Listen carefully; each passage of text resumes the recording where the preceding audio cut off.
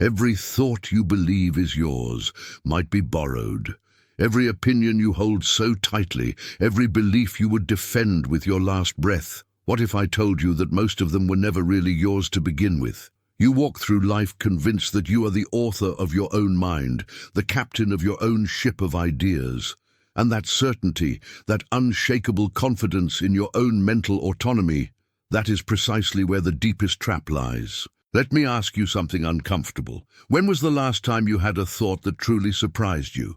Not a thought that confirmed what you already believed, not a conclusion that felt familiar, safe, comfortable, but a thought so foreign, so unexpected, that it made you question everything you thought you knew about yourself. If you cannot remember such a moment, then perhaps you have been living inside a mental prison without walls. A cage built from borrowed convictions disguised as personal truth. We live in an age of unprecedented information. Every day you are exposed to thousands of messages, opinions, perspectives, and narratives. They come through your phone, your conversations, your social media feeds, the news, the entertainment you consume, even the casual remarks of strangers. And here is what most people never realize. Your brain does not distinguish between a thought that was planted and a thought that was born. Once an idea enters your mind and gets repeated enough times, it feels like it belongs to you.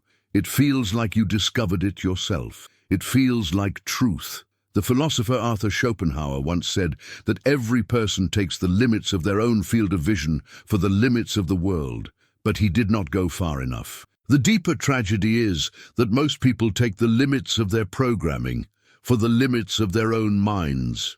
You believe you are thinking when in reality you are merely remembering what you have been taught to think. You believe you are choosing when in reality you are selecting from a menu that someone else wrote.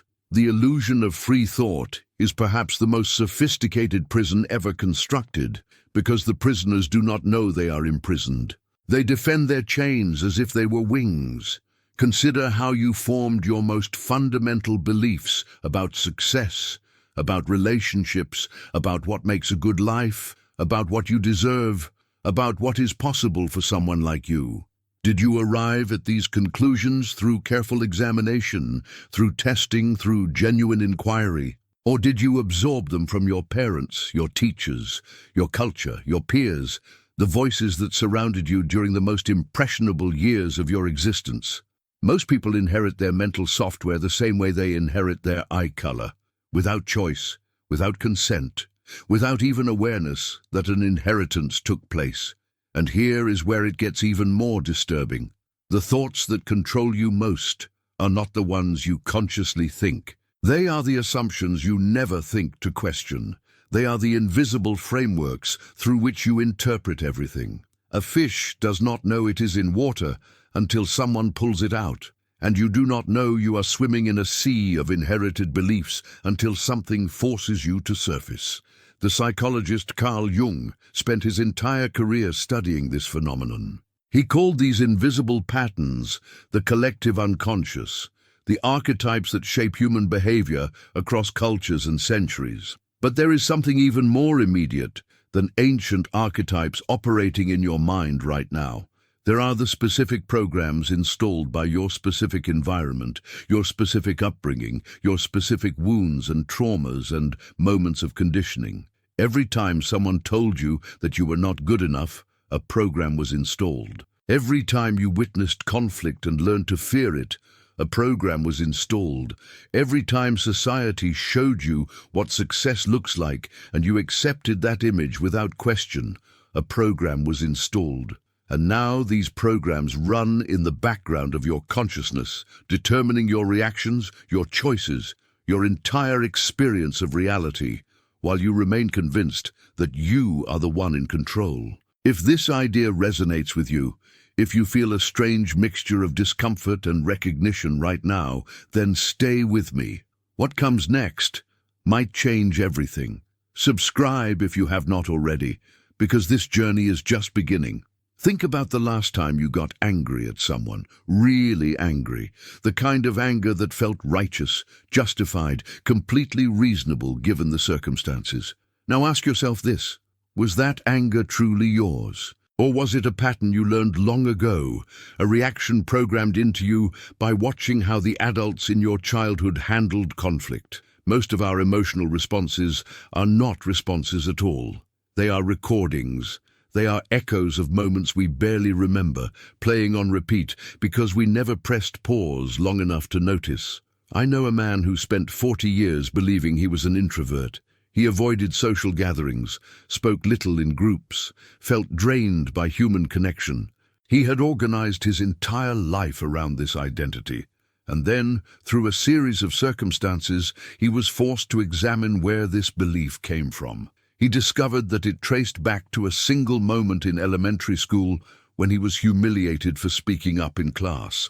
That one experience created a story. The story became a belief. The belief became an identity. The identity became a prison. For 4 decades, he was not living his truth. He was living his trauma disguised as truth. How many of your limitations are like this? How many of the things you believe about yourself are just old wounds wearing the mask of wisdom? How many doors have you never opened because someone once told you they were locked and you never thought to check if they were telling the truth? The ancient Stoics understood something profound about the nature of the mind. Epictetus, who was born a slave and became one of the greatest philosophers in history, taught that we are not disturbed by things, but by our interpretations of things. But most people never examine their interpretations. They accept them as reality.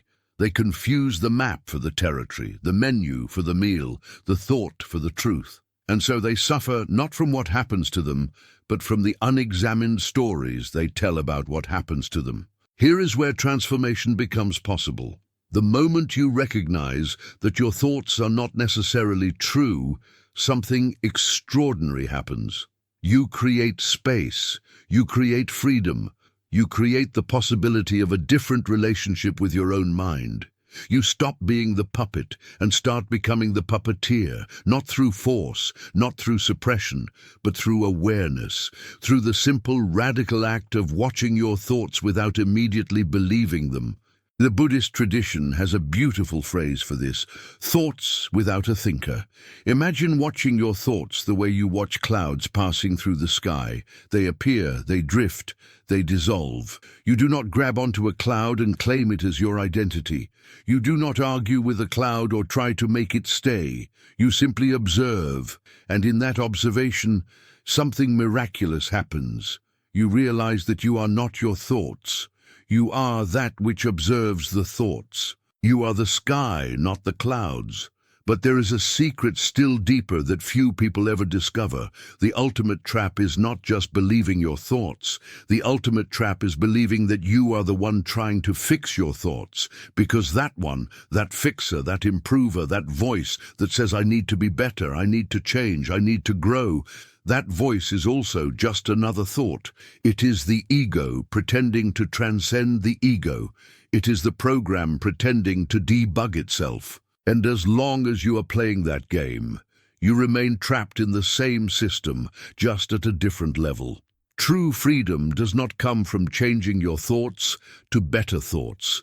True freedom comes from realizing that you were never bound by thoughts in the first place. It comes from stepping back far enough to see the entire machinery of the mind for what it is: a tool, a magnificent, complex, endlessly creative tool, but a tool nonetheless. You are not the tool. You are the awareness that uses the tool. You are the silence between the words, the space between the notes, the consciousness in which all thoughts arise and dissolve. When you touch this realization, even for a moment, everything changes.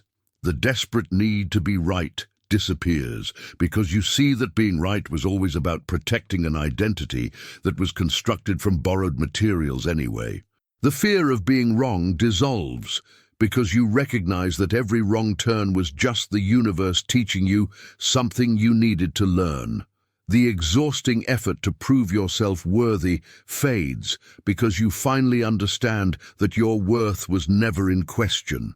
It was only your thoughts that made it seem that way. The philosopher Rumi wrote 8 centuries ago, "Out beyond ideas of wrongdoing and right-doing, there is a field. I will meet you there." That field exists right now, in this very moment, in the space between your thoughts. It has always been here. You have just been too busy thinking to notice it, too busy identifying with the noise to hear the silence, too busy being someone to remember that before you were anyone, before you had a name or a story or a collection of beliefs, you were pure presence, pure awareness, pure being. So here is my invitation to you. For just one day, become curious about your own mind. Watch your thoughts without fighting them. Notice when you have an opinion and ask yourself, where did this come from? Is this truly mine?